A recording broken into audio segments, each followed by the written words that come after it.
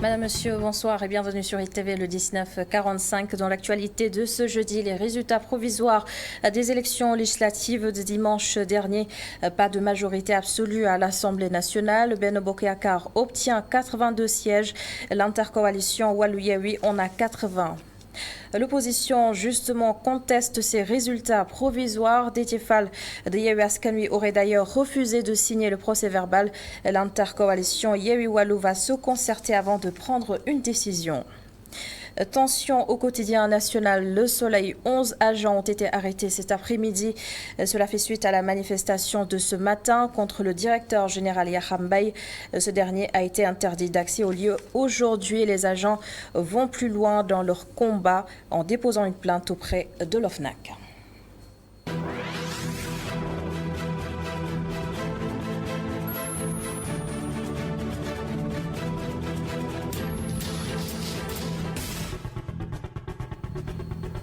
Alors voici les résultats provisoires des élections législatives de dimanche dernier. La coalition au pouvoir Benno Bokk Yakaar obtient 82 sièges à l'Assemblée nationale et son principal challenger, l'intercoalition Yewwi Wallu, obtient 80 sièges. Des résultats rendus publics tout à l'heure par la Commission nationale de recensement des votes. Maître Ousmane Seye, un mandataire de Benno Bokk Yakaar, s'est dit satisfait et parle d'une majorité absolue.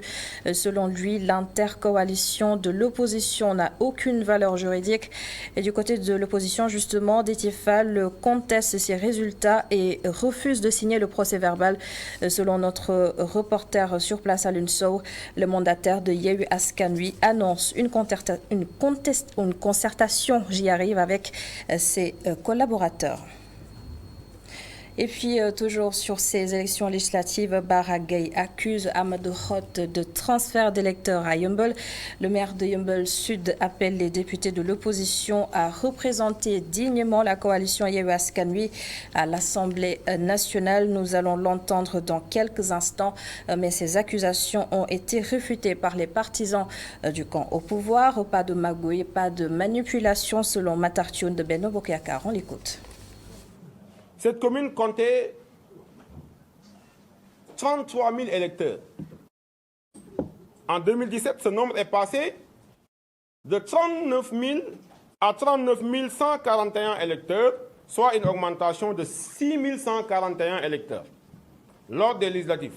À l'époque, il n'y avait pas le ministre Amadou Hott, je pense. Les citoyens de Yeumbeul Sud avaient été privés d'inscription au profit de ceux de Djiddah Thiaroye Kao, de Mbour, de Zac Mbao, où habitait le maire. Il a refait le même coup en 2022, lors des locales. Il a inscrit ses électeurs et il a empêché les citoyens de Yeumbeul Sud de s'inscrire pour défaut de certificat de résidence. Je rappelle aussi, à l'époque déjà, il avait fait les mêmes accusations, comme il a l'habitude de le faire d'ailleurs. Donc il avait fait les mêmes accusations. Il avait dit qu'on avait transféré 3000 électeurs. Nous avons remarqué que tout ce qu'il reproche au ministre Amadou Hott, c'est lui qui le fait. Il est temps qu'il arrête de vouloir détruire l'image d'un honnête et intègre technocrate au service de son peuple. Le fichier est encore passé de 43 000 à 47 000. C'est lui qui nous apprend que les 4 000 nouveaux électeurs dans le fichier sont tous des cas de transfert. Or, nous, le Benno, nous tenons à signaler que le nombre de votants n'a augmenté que d'environ 1000 personnes. Ces accusations, comme je le disais tout à l'heure, portées par le maire de Yeumbeul Sud, Bara Gaye, qui appelle en même temps les députés de l'opposition à représenter dignement la coalition Yewwi Askan Wi à l'Assemblée nationale. Je propose de l'écouter. Nous avons 84 députés à l'Assemblée nationale. Macky Sall en a 81. Donc nous sommes majoritaires et nous allons prendre la présidence de l'Assemblée nationale. Ceux qui disent que la cohabitation n'est pas bonne ne connaissent pas. Cela va permettre qu'il y ait un débat sincère à l'Assemblée nationale. Nous avons constaté aussi lors de ces élections législatives, un ministre de la République a effectué un transfert d'électeurs. Plus de 4000 électeurs sont venus du Fouta pour voter ici à Yeumbeul Sud.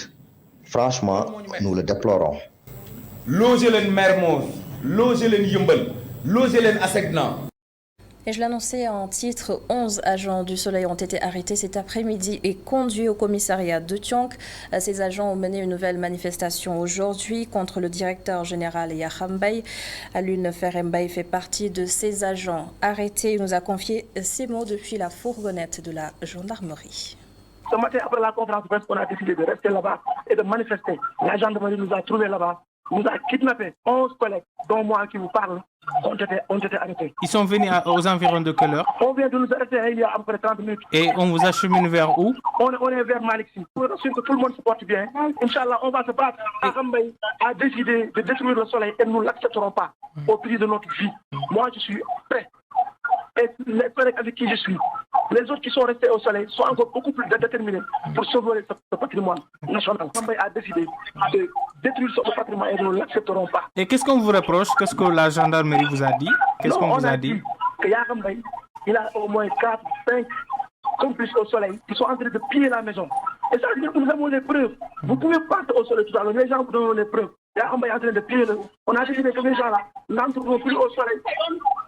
Parce que d'ici quelques mois, si on les prend en garde, le Soleil n'aura plus de salaire, les travailleurs. Pourquoi on a décidé que ces gens-là, aussi bien Yakham Mbaye que ces 5 à 4 collaborateurs sont déclarés persona non grata. Vous m'excusez, j'ai la voix cassée. Alassane Alun Mbaye qui fait donc partie des agents du Soleil arrêtés cet après-midi. Ils sont au total 11 et vous l'aurez compris, il n'y a toujours pas d'issue dans le conflit qui oppose les travailleurs du quotidien national Le Soleil au directeur général. Ils ont déposé une plainte contre Yakham Mbaye auprès de l'OFNAC, mauvaise gestion, corruption, enrichissement douteux.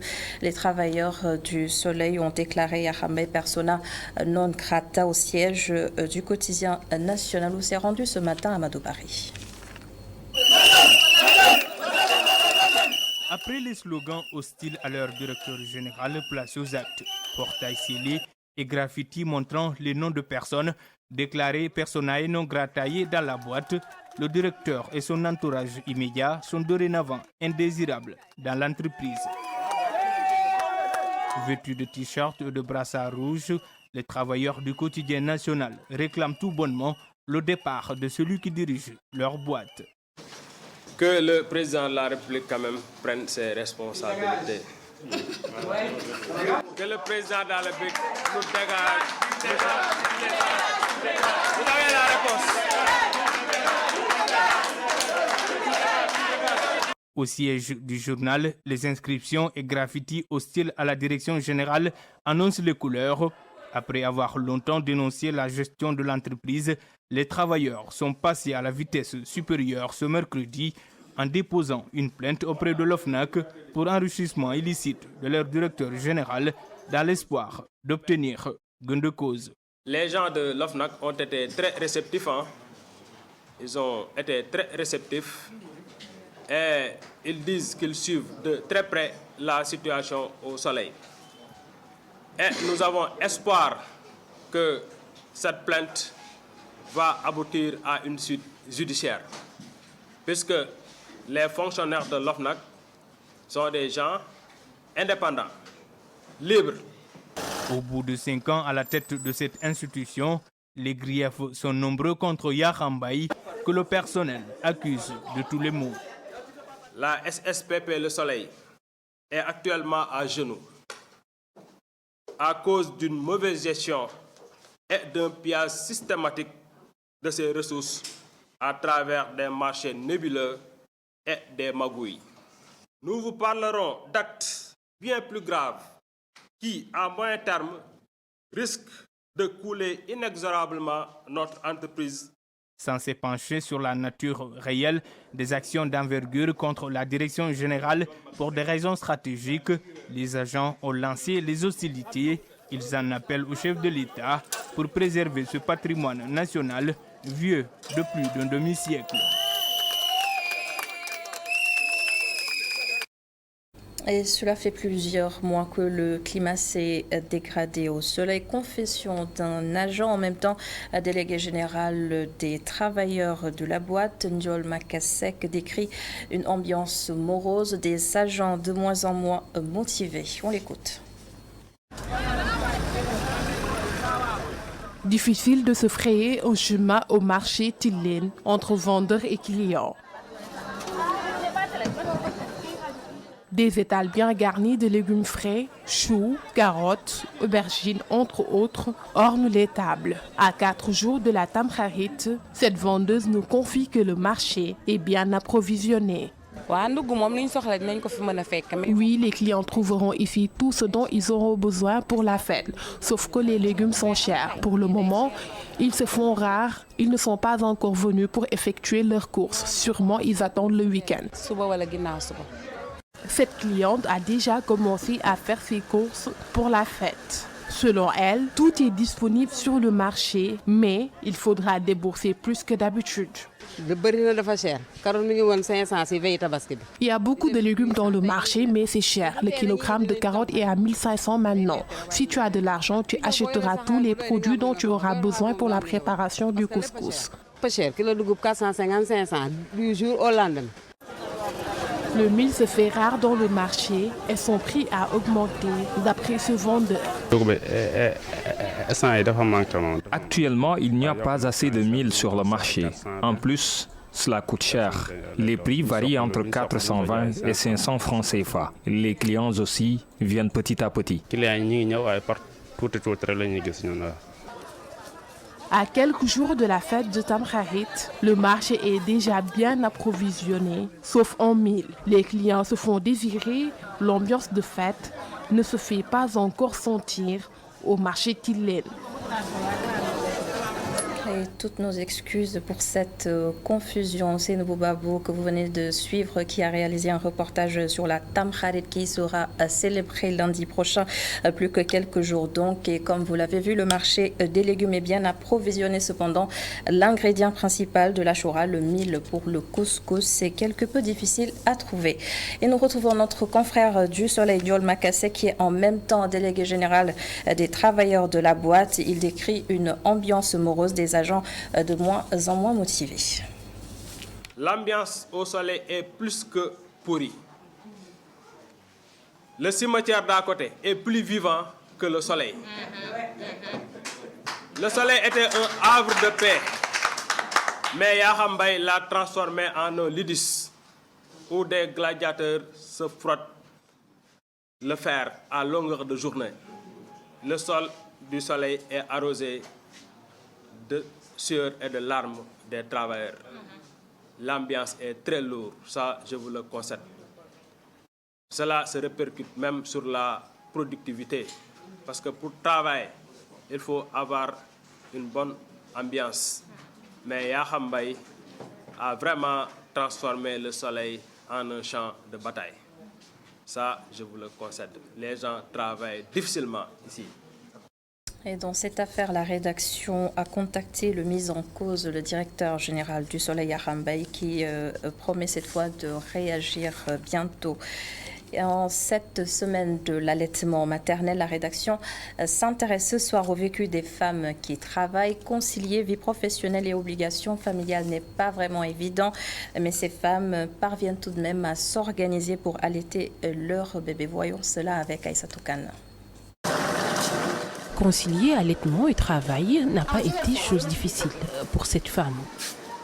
Adama Diagne, coiffeuse, a su allier les deux. La famille m'aidait beaucoup. J'entrais dans la maison pour allaiter et après, je me concentrais sur mon travail. Il faut aussi trouver une nounou. Entourée de son fils et d'enfants du quartier, cette femme, la quarantaine, estime que l'allaitement exclusif est compliqué aujourd'hui pour les femmes à cause du travail.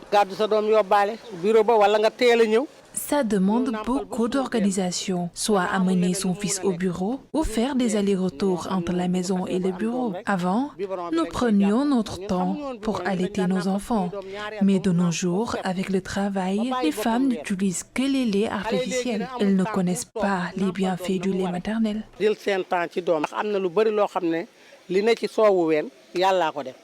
Hélas, il faudrait faire avec les moyens du bord. Cathy est obligée pour aller au bureau de déposer son enfant à la crèche. Au lieu d'utiliser le tire-lait, elle a opté pour le lait artificiel.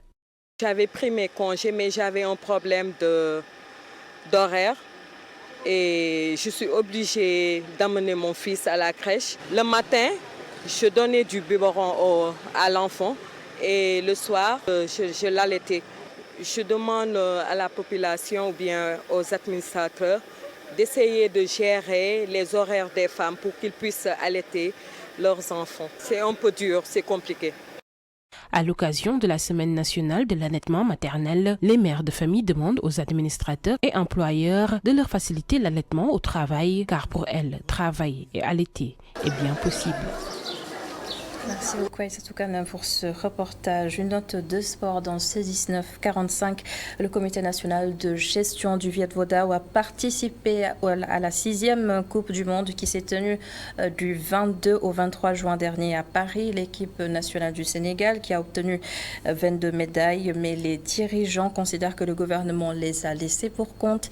Certains compétiteurs ont entièrement pris en charge leurs frais de voyage et de séjour. Djibril Sarr, qui est donc le secrétaire général du comité national de gestion du Viet Vo Dao, s'exprime au micro de Montaga Khan. Bon, c'est vrai qu'il y avait beaucoup de difficultés, donc l'équipe nationale a eu beaucoup de difficultés pour d'abord d'emblée pour des visas, puis en fait vient l'histoire des billets d'avion. Moi j'ai pu me prendre en charge, puis en fait la petite catégorie qui a été représentée par Maurice Nama Joseph Sarr qui est ici présent et qui a défendu aussi farouchement en fait les couleurs nationales et qui a triomphé devant tous les enfants qui étaient présents au niveau de la compétition. Nous avons pu remporter 22 médailles, dont 9 en or, 9 en argent et 4 en bronze. Mais le hic ici, c'est en fait on lance un appel aux autorités pour que plus de considération au niveau de ces arts martiaux, au niveau de ces disciplines. Car je me suis pris en charge, que ce soit billet d'avion, que ce soit en fait visa, que ce soit en fait tout ce qui est logement, hôtel, nourriture, tout en fait j'ai pris en charge cet enfant-là et pourtant l'enfant représente la petite catégorie au niveau de la compétition mondiale.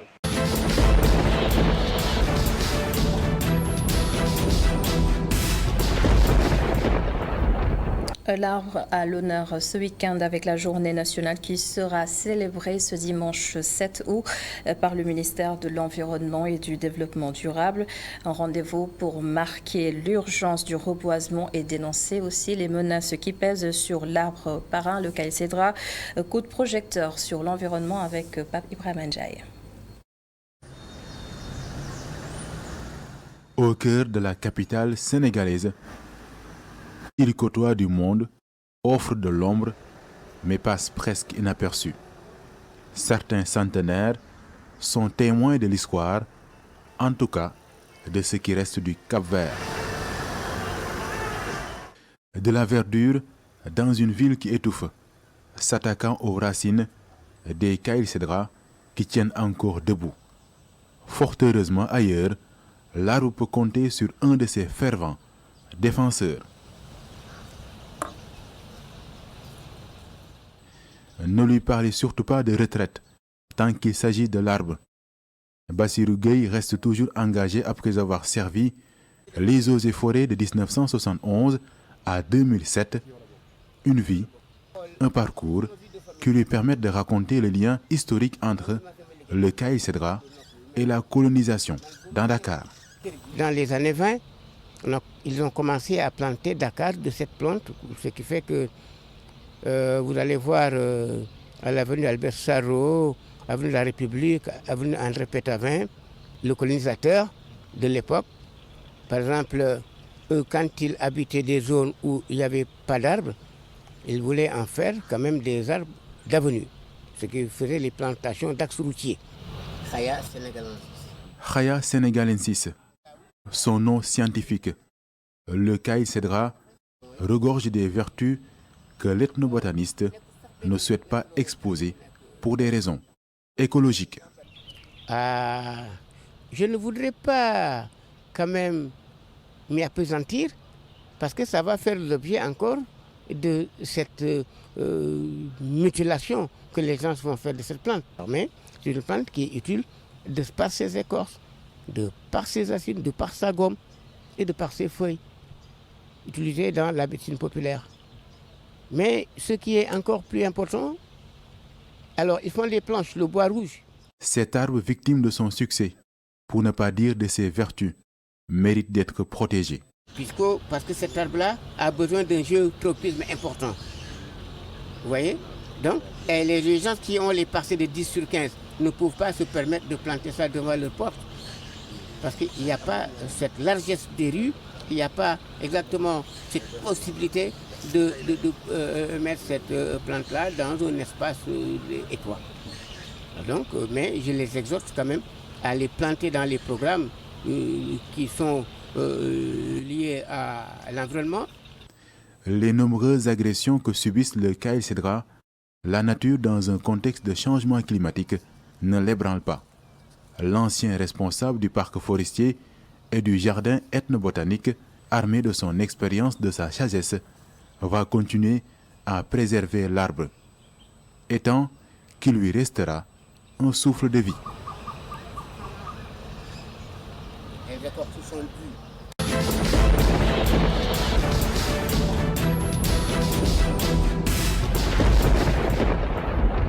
Et on se quitte donc sur ces images vertes signées Pape Ibrahima Ndiaye. Merci d'avoir suivi ce journal. Merci à l'ensemble des équipes en régie. Bonne suite des programmes sur ITV.